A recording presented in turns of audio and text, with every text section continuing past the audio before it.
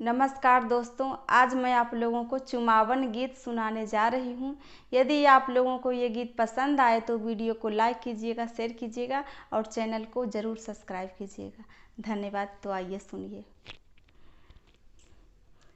सोने के डलनिया में हर हर धान है, सोने के डलनिया में हर हर धान है। चुमवन चलली मामा पान है, चुमवन चलली मामा पान है। जतनै चुमैहा मामा ओतनै आशीष है, जतनै चुमै हो मामा ओतनै आशीष है। जिया दुल्हा दुल्हन लाख बरिस है, जिया दुल्हा दुल्हन लाख बरिस है।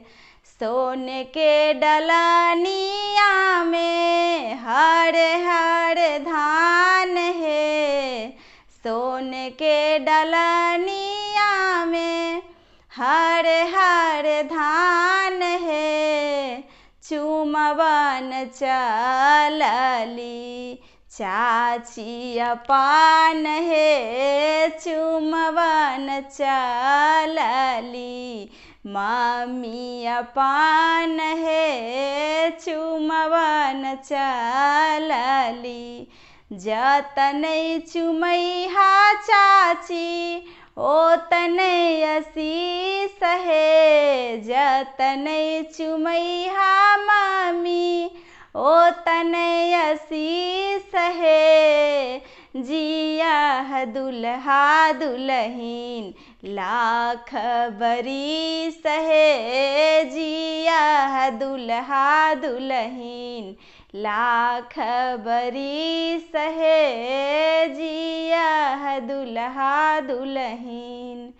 सोने के डलनिया में हर हर धान है, सोने के डलनिया में हर हर धान। चुमवन चलली फुआ पान है, चुमवन चलली फुआ पान है, चुमवन चलली।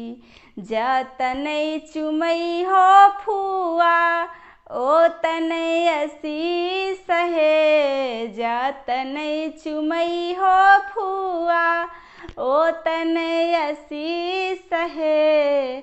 जिया दुल्हा दुल्हन लाख बरिस है, जिया दुल्हा दुल्हन लाख बरिस है, जिया दुल्हा दुल्हन।